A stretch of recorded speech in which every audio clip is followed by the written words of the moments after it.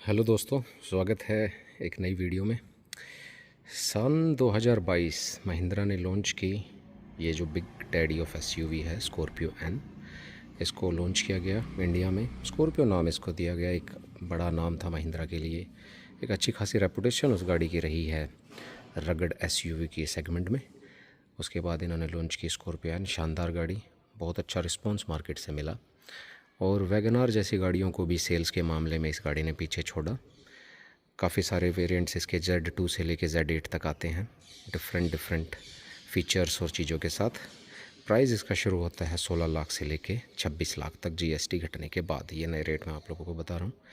ये जो मॉडल हमारे सामने खड़ा हुआ है ये स्कॉर्पियो एन का Z8T वेरिएंट है, जो रिप्लेस करता है Z8L को। एल में अब जो है इन्होंने एडास डाल दिया है, तो इस फीचर इस सेगमेंट में एडास नहीं है, उसके अलावा सब कुछ है। इसमें क्या है वो हम भी बात करेंगे इस वीडियो में आगे। दिखने में हमेशा से पसंदीदा रही है लोगों की स्कॉर्पियो एन। कोई भी ऐसी चीज़ नहीं जो आप इसमें कहें कि हमें अच्छी नहीं लगती। एक अच्छी खासा बड़ा साइज़, ऊंचे सेगमेंट में लोग अक्सर इस गाड़ी को फॉर्च्यूनर से कंपेयर करते हैं, लेकिन फॉर्च्यूनर से इस गाड़ी को कंपेयर नहीं करना चाहिए, क्योंकि ये गाड़ी 25 लाख रुपए के सेगमेंट में है और फॉर्च्यूनर 50 लाख की रेंज में है। तो अगर 50 लाख रुपए की रेंज में कोई गाड़ी है उसका 25 के साथ कंपेयर तो नहीं हो सकता। लेकिन हाँ, आप ये कह सकते हो कि बहुत से लोगों ने जो फॉर्च्यूनर का सपना रखते थे वो स्कॉर्पियो एन लेकर ये ज़रूर महसूस करते हैं कि उन्होंने कुछ ना कुछ बड़ा और अच्छा लिया है। तो ये गाड़ी आती है Z8T वेरिएंट, जो अभी लेटेस्ट रिलीज़ हुआ है। 18 इंच के डायमंड कट अलॉय व्हील इसमें मिलते हैं। अच्छा खासा टायर प्रोफाइल का साइज़ है। 18 इंच और 17 इंच जो Z8 सेलेक्ट या इससे नीचे के वेरिएंट में अगर आप उसको बड़े ध्यान से देखोगे तो आपको पता चलेगा कि जो 18 इंच का टायर प्रोफाइल है वो इस गाड़ी के ऊपर ज़्यादा सूट करता है। जो इसका स्ट्रक्चर है, जो इसका लुक गाड़ी का निकल के आता है, वो 18 इंच के अलॉय व्हील में बड़ा शानदार लगता है। लेकिन आप इसको महसूस सिर्फ तभी कर सकते हैं जब दो गाड़ियों को आप इसमें कंपेयर करेंगे। तो इसका स्टांस जब आप देखेंगे 18 इंच में बड़ा ज़बरदस्त है। 17 इंच के टायर इस पर छोटे लगते हैं। वो शायद लोगों को इसलिए नहीं पता चलता क्योंकि वो रोज़ उनको देखते हैं, उनके पास वो गाड़ी है, तो शायद वो ना महसूस करें। लेकिन 18 इंच का जो अलॉय साइज़ है बड़ा ज़बरदस्त एक स्टांस इस गाड़ी को देते हैं। तो बाहर से हम इस गाड़ी की बात करें तो ये सब कुछ इसके अंदर एड्रोनेक्स की बैजिंग आती है। इसमें एड्रोनेक्स है, लेकिन एलेक्सा जैसा फीचर इसमें नहीं है जो और दूसरी महिंद्रा की गाड़ियों में आता है। 360 डिग्री भी इस गाड़ी में नहीं है, सिर्फ आगे कैमरा, पीछे कैमरा, आगे पार्किंग सेंसर तो है ही। इसके अलावा इसमें रिक्वेस्ट सेंसर जो है वो कंडक्टर साइड में नहीं आता है। को ड्राइवर साइड में रिक्वेस्ट सेंसर नहीं है, तो सिर्फ एक साइड ड्राइवर और एक पीछे, दो रिक्वेस्ट सेंसर के साथ ये गाड़ी आती है। इसमें एक पीछे रिक्वेस्ट सेंसर है और एक आगे स्कॉर्पियो एन की बैजिंग। उसके अलावा कोई भी बैजिंग ये नहीं डालते हैं कि कौन सा वेरिएंट है। तो उससे क्या है कि एक मार्केट के अंदर एक इस तरह का होता है कि पता ही नहीं चलता कि किसने क्या ली हुई है। कोई ये सेलेक्ट है या 6 है या कौन सा वेरिएंट है। मोटा मोटी आपने अलॉय व्हील डलवाए तो आपको लगता है कि सारी गाड़ियाँ सेम है। ड्राइवर के लिए रिक्वेस्ट सेंसर ज़रूर दिया गया है। बात करें अंदर की तो इस गाड़ी में छोटे मोटे सारे फीचर्स आते हैं। 2-3 कमियां भी हैं इस गाड़ी की जो मैं इस वीडियो में डिस्कस करूँगा। तो ये मीटर, ये स्टीयरिंग, ऑटोमेटिक गाड़ी है डीजल की। तो इसमें इन्होंने इंट्रोड्यूस किए हैं 3 नई चीज़ें। एक चीज़ इन्होंने कम की है जो पहले एल वेरिएंट में आती थी, वो मैं बताता हूँ। पहले 3 चीज़ें जो आई है, एक तो ये ऑटो होल्ड के साथ इलेक्ट्रिक पावर ब्रेक।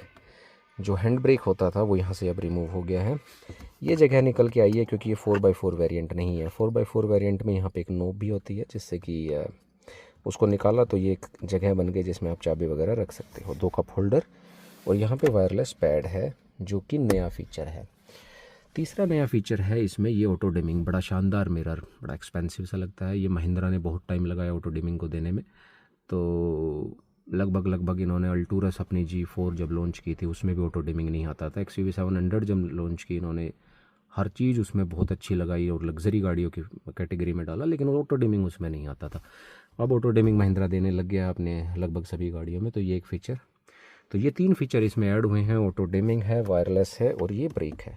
एक फ़ीचर जो रिमूव हुआ है वो पहले एडास का ही फीचर होता था। एक जिसके पास एल गाड़ी होगी या जिनके पास है उनको पता होगा कि ये एक फीचर आता था जिसमें वो ड्राइवर को उसकी डोजीनेस को डिटेक्ट करता था कि ड्राइवर सो तो नहीं गया है गाड़ी चलाते चलाते, तो वो फीचर उसमें आता था। इसके अलावा मैं अब इसमें सीट बेल्ट की वार्निंग्स जो है वो पूरी गाड़ी की आती है। ओटी डोजीनेस वाला जो फीचर है वो इन्होंने हटा दिया है, क्योंकि वो फीचर अब चला गया है एडास वाली टॉप वेरिएंट में जो कि आता है Z8L। वो फीचर पहले आता था, हट गया है। उसके अलावा सोनी का स्पीकर सिस्टम 11 स्पीकर्स के साथ इस गाड़ी में आता है, अभी भी वो कंटिन्यू है। टच स्क्रीन वही 8 इंच की है और अपना काम कर देती है जो इसका काम है। छोटी स्क्रीन है, रिस्पॉन्सिव है। 8 इंच की छोटी इसलिए बोल रहा हूँ क्योंकि आजकल 10 इंच की स्क्रीन बड़ी नॉर्मल हो गई है गाड़ियों में, तो कुल मिला के अच्छी स्क्रीन है। 8 इंच में भी इतनी बुरी नहीं लगती है, ठीक ठाक गाड़ी के प्रपोर्शंस के साथ ये फिट होती है। उसके अलावा पियानो ब्लैक की इन्होंने ये नई फिनिश डाली है जो पहले नहीं आती थी। ये थोड़ा सा कई लोगों को इससे कंप्लेंट होगी क्योंकि ये बड़ी गंदी होती है, जल्दी स्क्रैच भी होते हैं और धूल डस्ट भी इस पर बहुत जल्दी दिखाई देती है, लेकिन थोड़ा सा लग्जरी टाइप की लगती है तो शायद इसलिए इसको यूज़ किया जा रहा है। सनरूफ वहीं की वहीं जहां होती थी। सीटें भी कंफर्टेबल हैं। हाँ, एक फ़ीचर और जो चौथा शायद मैं मिस कर गया, वो है वेंटिलेटेड सीटों का, जो कि दोनों अगली ड्राइवर सीटें वेंटिलेटेड अब हो गई है इस गाड़ी में, जो कि इंडिया जैसी कंट्री के जो बहुत गर्म होती है उसके हिसाब से बहुत ज़रूरी है। उसके अलावा और कुछ भी इसमें चेंज नहीं है। फ्रंट कैमरा जैसे आता था वैसे ही है और फीचर्स भी मोटा माटे वही के वही हैं। ड्यूल एसी आता है, ऑटोमेटिक एसी कंट्रोल है, ऑटोमेटिक वाइपर, ऑटोमेटिक हेडलाइट, तो ये सब फीचर्स जो हैं वो इस गाड़ी में आते हैं। इसके अलावा इसमें ऐसा कुछ भी नहीं है जो और बताया जाए। मेरे हिसाब से चलाने के मामले में बड़ी कंफर्टेबल है। इलेक्ट्रिक पावर स्टीयरिंग इसका जो है वो बहुत कंफर्टेबल है, गाड़ी राइड करने में कंफर्टेबल है। लेदर फ्रेम चेचिस है, थोड़े बहुत झोले झपाले ये गाड़ियाँ मारती है। उसके अलावा ऐसा कुछ भी नहीं जो आपको लगे कि यार ये गाड़ी में हम मिस कर रहे हैं। एक अच्छा साउंड सिस्टम, एक अच्छा म्यूज़िक सिस्टम, कंफर्टेबल सीटें। ड्राइवर की सीट जो है वो इलेक्ट्रिक है, को ड्राइवर जो उधर बैठने वाला है उसकी नहीं, उसकी नॉर्मल है। पीछे की अगर हम बात करें तो नॉर्मल सीटिंग है पीछे। ये सीट ना आगे होती है ना पीछे होती है, मतलब ये इसकी एक फ़िक्स पोजीशन है, इसकी भी एक फ़िक्स पोजीशन है, ये भी आगे पीछे नहीं होती है। ये बटन जो है ये सिर्फ इसको पीछे की सीट पे एक्सेस करने के लिए ही यूज़ होता है। पीछे जो है इन्होंने एक ये वाला भी एक नया चीज़ जो है वो 65 वोल्ट का चार्जिंग का पॉइंट दिया है, जो आपके लिए फ़ास्ट चार्ज कर सकता है। आप अपने मैकबुक को भी चार्ज इससे कर सकते हैं। रेयर एसी के इवेंट के लिए नोब ये पहले भी आता था, अभी भी वहीं की वहीं है, ऐसे का ऐसा है। पीछे वाले पैसेंजरों के लिए जो है इसमें कोई एसी वेंट नहीं आता है, तो उस पर जाने की ज़रूरत भी नहीं है, क्योंकि असल में तो ये 5 सीटर तक ही है। ठीक है, इमरजेंसी में आप पीछे की 2 सीटें भी यूज़ कर सकते हो, बच्चे वगैरह ही बैठ सकते हैं, बड़ों के लिए कुछ खास उसमें है नहीं। उसके अलावा डोर्स पे वही जो आता था, ये ब्राउन, इसमें सॉफ्ट टच नहीं है, सिर्फ एक प्लास्टिक का कलर है। यही एक सॉफ्ट टच है जो आपको बलेनो गाड़ी से शुरू हो जाता है आना, माने कि बहुत बड़ी कोई चीज़ नहीं है, 7-8 लाख रुपए की गाड़ी में भी आता है। और ये सिर्फ कलर चेंज किया गया है। इससे क्या है कि ये एक थोड़ा अलग सा हो जाता है, तो लगता है कि कुछ सॉफ्ट टच है, ऐसा कुछ है नहीं।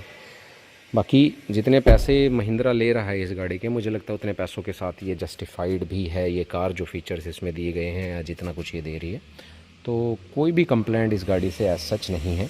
2-3 जो कमियां इस गाड़ी के अंदर है वो ये कि जो इसका फुट रेस्ट है वो इस तरीके से लगाया गया है कि इसमें स्पेस है।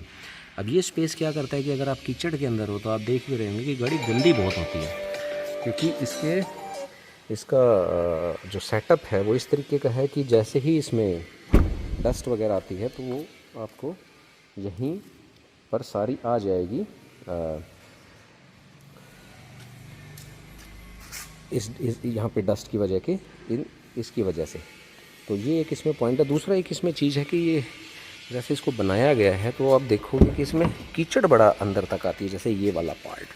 अब ये पूरा पार्ट इसका गंदा हुआ हुआ है। इसके पीछे रीज़निंग यही है कि इसमें जो है ये डस्ट रुकती नहीं है, मिट्टी कीचड़ जो भी है टायर के साथ आती है। तो ये कोई मैन्युफैक्चरिंग के अंदर की कोई चीज़ है जिस पे ध्यान देने की बात है। वैसे इन्होंने 2 तरह की सीलिंग की हुई है, तो मतलब ये पार्ट दिया हुआ है ऐसा कि ये गंदा होगा, तो ये होता भी है। तो ये थोड़ी सी कमियां हैं जिसको अगर आप इनको किसी बड़ी गाड़ी या रिफाइन कार, फॉर्च्यूनर जैसे से कंपेयर करते हैं तो पता चलता है कि हाँ, ये सब चीज़ें गाड़ी में नहीं होनी चाहिए। अब तो ये पूरा दरवाज़ा ही गंदा हुआ हुआ है।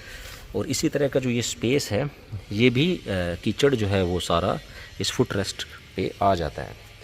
तो ये चीज़। और दूसरा थोड़ी कभी कभी जो मैंने नोटिस की इसकी प्लास्टिक्स की जो क्वालिटी है, जैसे एक ये वाला था, ये नई गाड़ी है, ये अभी मैंने इसको फिक्स किया है, तो ये ऐसे होता है कि जैसे ये हाथ लगाने से ही निकल जाएगा। जैसे मैं इसको हल्का पुश कर रहा हूँ तो ये देखो, मतलब इसकी क्वालिटी थोड़ी सी जो है वो उतनी अच्छी नहीं है जो कि हो सकती थी। पर कंप्लेंट ये कोई नहीं है, सिर्फ सजेशंस हैं 2-3 जो शायद इस पता होना चाहिए कि हमारी इन गाड़ियों में है। लेकिन जिस प्राइस रेंज में ये कार आती है तो एक बहुत ही शानदार और ज़बरदस्त कार, अच्छे फीचर, कंफर्टेबल ड्राइविंग के लिए। तो आगे पार्किंग सेंसर भी इसमें है, कैमरा भी फ्रंट में आता है। तो ये थी हमारी Z8 स्कॉर्पियो। अगर आपके कोई सवाल हो तो मुझे कमेंट में आप ज़रूर पूछ सकते हैं। Thanks for watching.